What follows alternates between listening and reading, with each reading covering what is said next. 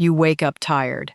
Not occasionally, not after a rough night you can point to and explain, but most mornings, a kind of tired that a full 8 hours in bed doesn't seem to touch at all, that follows you through the whole first half of the day, no matter how much coffee you pour into it.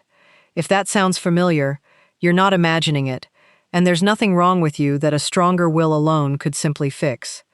I spent months comparing my own exhausted mornings, dragging myself up long after the alarm had already gone off twice, to a home movie of my grandmother at roughly my own age, moving through an entire day of real physical work without once looking the way I feel most ordinary Tuesdays. I should say plainly before I go any further that I'm not a doctor, and nothing in this video is medical advice for your specific situation. But I found 9 real, concrete differences between how she lived and how I'd apparently been living without ever fully noticing it.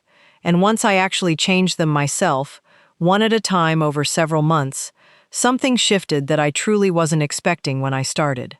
The first difference was what happened in the hour before bed, a stretch of time that used to matter considerably more than most of us give it credit for now. You're probably still on a screen right up until the moment you actually try to fall asleep. Bright light in your eyes, your mind still half engaged with whatever you were just reading, watching, or scrolling past, expecting sleep to arrive instantly the second you finally set the phone down on the nightstand. My grandmother's evening had a real, quiet wind-down built into it. Dishes finished and put away, a bit of reading under a single lamp, the house itself getting progressively darker and calmer as the evening went on, rather than staying brightly lit and stimulating right up until the exact moment the light finally switched off. I started giving myself a real hour before bed with no screen at all, just a lamp and a book, treating it the way I'd treat any other real commitment, rather than something I'd talk myself out of the moment I felt even slightly restless. Falling asleep stopped feeling like something I had to actively fight for most nights, a struggle I'd simply accepted as normal for years without questioning it. If your evenings currently run bright and stimulating right up until the second you close your eyes, phone still in hand as your head hits the pillow, this is the first place to look, before anything else on this entire list. The second difference was breakfast, or more specifically, what breakfast actually consisted of on an ordinary morning, rather than whether one technically happened at all. You're probably grabbing something quick and sweet on your way out the door, a pastry, a bar, something eaten one-handed in the car, or skipping it entirely and running on coffee alone until midday, telling yourself you're simply not a breakfast person, never quite hungry enough in the morning to bother. My grandmother's breakfast nearly always included real protein, eggs most mornings, sometimes with a bit of ham or cheese alongside, something substantial enough to actually hold her through several hours of real work rather than a quick sugar spike that faded within the hour and left her reaching for something else not long after it had already worn off.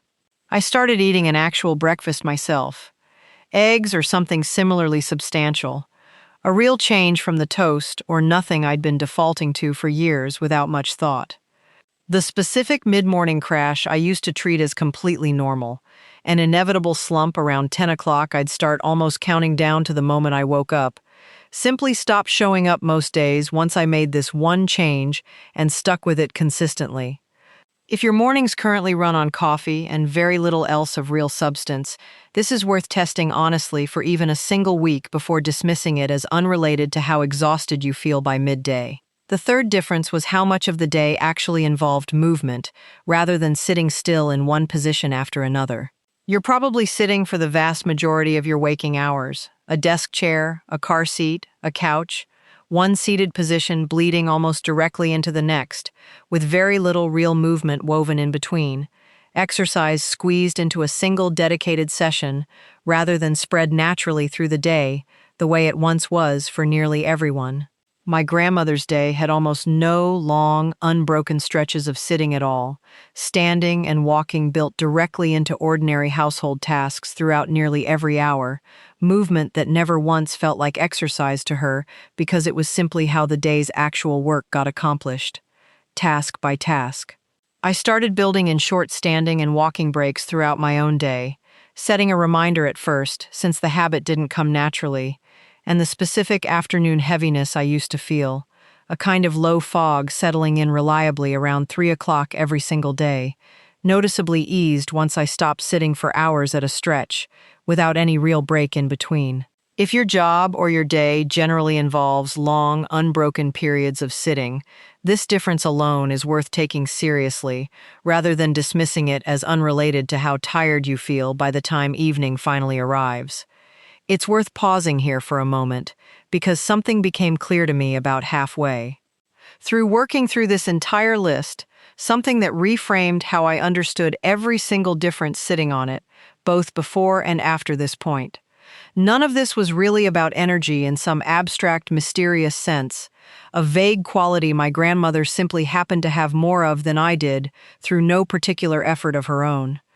It was about rhythm, plainly, a day with a real, consistent shape to it, movement and stillness and light and dark all following a pattern the body could actually predict and settle into over time, rather than the erratic, always-on pattern most of us live inside now, without ever quite noticing how truly erratic it actually is, until we finally stop and look closely at it, laid out end to end.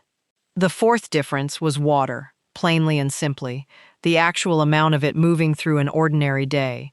You're probably drinking coffee steadily through the morning, and very little plain water across an entire day, mild dehydration becoming such a quiet, background condition that you've long since stopped recognizing it as the cause of anything specific at all, blaming everything else instead.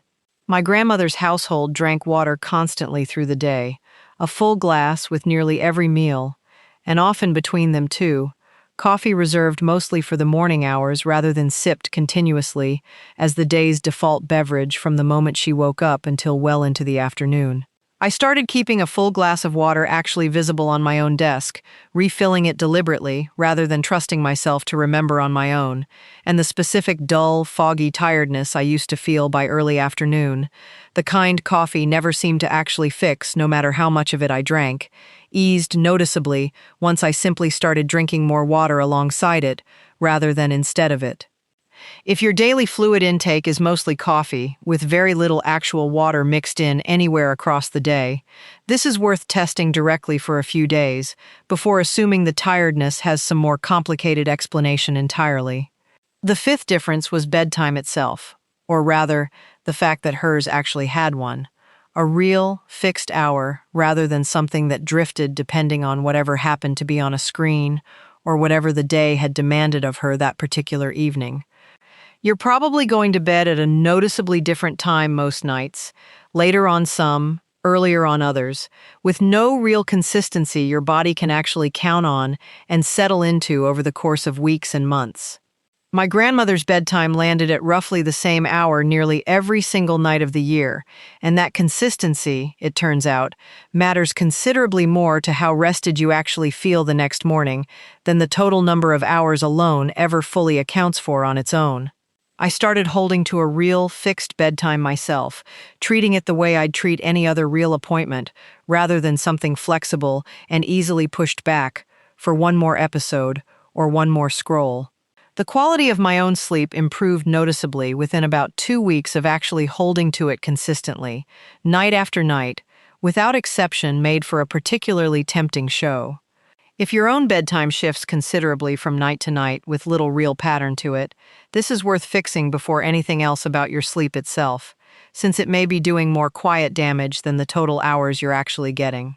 The sixth difference was the actual gap between dinner and going to bed, a stretch of time that used to exist deliberately rather than by accident. You're probably eating dinner later than you'd like to admit, often standing at the counter or in front of a screen, and heading almost straight to bed afterward, very little real buffer between the last bite of food and lying down for the night with your body still actively digesting. My grandmother's dinner happened early enough that there was real, unhurried time afterward, dishes done, a bit of conversation, some quiet time before bed actually arrived, a real gap rather than food and sleep running directly into each other, with barely a pause of any kind in between them. I started eating dinner earlier myself and building in real, deliberate time before bed, rather than treating the two as adjacent events, and I noticed I fell asleep faster and woke feeling noticeably less heavy than I had when dinner and sleep sat right on top of each other most nights of the week. If your own dinner routinely happens within an hour of bedtime, this gap is worth widening before you look anywhere else for an explanation of why mornings feel so heavy. The seventh difference was actual sunlight, real time spent outside during actual daylight hours, rather than moving from one indoor space to another for nearly the entire day, with barely a glimpse of the actual sky in between. You're probably inside for the overwhelming majority of your waking hours. Home, car, office, home again, daylight glimpsed mostly through glass on the way past, rather than experienced directly outdoors for any meaningful stretch of time worth mentioning. My grandmother's day involved real time outside, hanging laundry on a line, tending a garden, walking somewhere rather than driving whenever the distance reasonably allowed it, actual daylight hitting her directly rather than filtered through a pane of glass on the way from one indoor room to another. I started deliberately stepping outside for at least a few minutes several times throughout my own day, treating it as a real appointment rather than something to do only if I happened to remember, and the difference in how alert I felt by mid-afternoon, compared to days spent entirely indoors under artificial light, was more noticeable than I honestly expected going into this particular change. If your own day involves very little direct daylight, glimpsed mostly in passing rather than actually experienced, this is worth addressing directly rather than assuming more sleep alone will fix what daylight itself might actually be missing from your day entirely. The eighth difference was real, unstructured quiet, actual stretches of time with nothing actively demanding your attention. No screen, no task. Simply sitting with your own thoughts for a while without reaching for something to fill the space immediately. You're probably rarely without some form of input running through at least part of your attention. A show, a podcast, a phone in hand, barely a truly quiet moment across an entire day where your mind is actually allowed to simply idle without something actively filling it up. My grandmother's day had real quiet stretches built directly into it, folding laundry without a show playing in the background, sitting on a porch without a phone anywhere nearby, moments where nothing in particular was demanding her attention at all, and she simply let that be the case, rather than filling it reflexively. I started building small pockets of real quiet into my own day, no input at all, even just 10 minutes at a time scattered here and there, and I noticed a kind of mental tiredness easing that I hadn't even fully recognized as separate from ordinary physical tiredness until it actually started to lift on its own. And the ninth difference was the sheer volume of decisions and comparisons made across an ordinary day. A quiet, constant drain that rarely gets named directly as a source of exhaustion at all. You're probably making hundreds of small decisions and absorbing dozens of comparisons to other people's lives before you've even left the house most mornings. A phone full of other people's carefully curated days scrolled past before breakfast is even finished being eaten. My grandmother's decisions were considerably fewer across an ordinary day, and the comparisons available to her were limited to the actual people around her, not an endless, algorithmically selected stream of other lives to measure her own against every single time she had an idle moment to fill.